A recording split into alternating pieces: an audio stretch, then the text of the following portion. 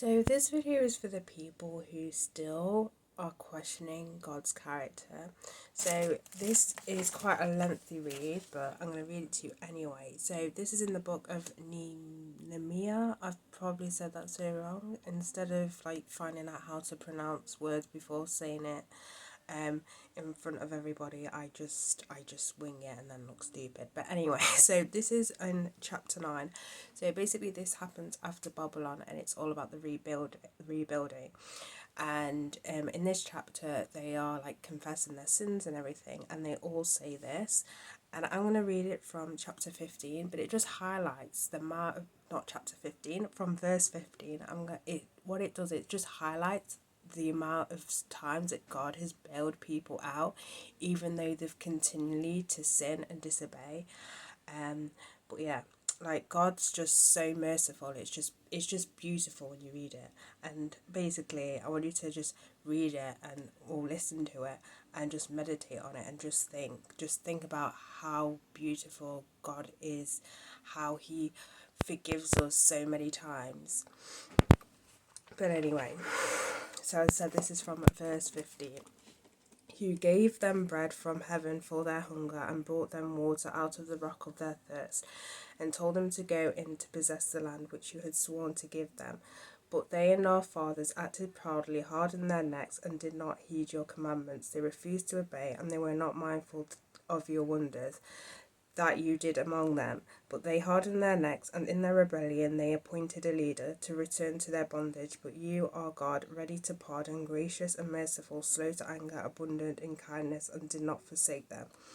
Even when they made a molded calf for themselves and said, this is your God that brought you up out of Egypt and works great provocations. Yet in your manifold mercies you did not forsake them in the wilderness. The pillar of the cloud did that depart from them by the day, to lead them on the road, nor the pillar of fire by night, to show them light and the way they should go.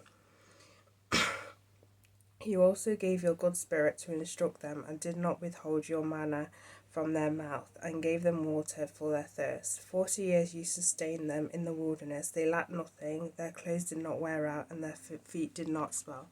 Moreover, you gave them kingdoms and nations, and divided them into districts. So they took possession of the land in Sihon, and the land of the king of Heshbon, and the land of Og, king of Bashan.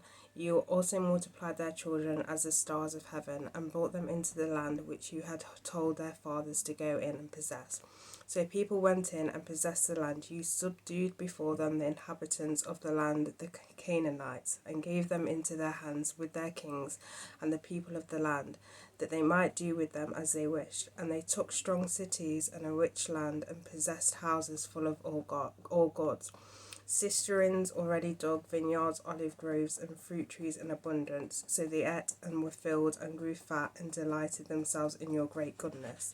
Nevertheless, they were disobedient and rebelled against you, cast your law behind their backs, and killed your prophets who testified against them, to turn them to yourself. And they worked great provocations. Therefore you delivered them into the hand of their enemies, who oppressed them in the time of their trouble.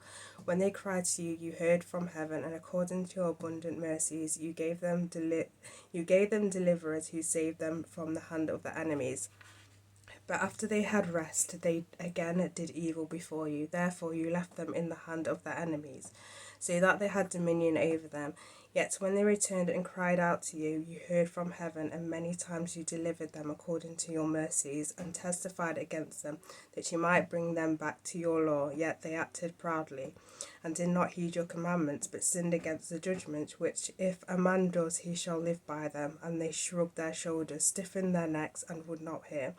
Yet for many years you had a patience with them, and testified against them by your spirit in your yet they would not listen. Therefore you gave them into the hands of the peoples of the land. Nevertheless, in your great mercy you did not utterly consume them nor forsake them. For you are God, gracious and merciful. Now therefore are God, the great, the mighty, and awesome God, who keeps covenant and mercy. Do not let all the trouble seems small before you that has come upon us, our kings and our princes, our priests and our prophets, our fathers and all your people, from the days of the kings of Azirah until this day. However, you are just in all that has befallen us, for you have dealt faithfully, but we have done wickedly.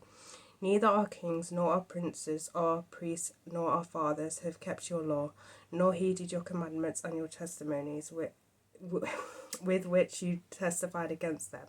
For they have not served you in their kingdom, or in many good things that you gave them, or in a large and rich land which you set before them, nor did they return from their wicked works. Here we are, servants today, and the land that you gave to our fathers to eat its fruit and its bounty. Here we are, servants in it, and it yields much increase to the kings. You have set over us because of our sins. Also they have dominion over our bodies and our cattle at their pleasure, and we are in great distress. And because of all this, we make a sure covenant and write it. Our leaders, our Levites, and our priests seal it.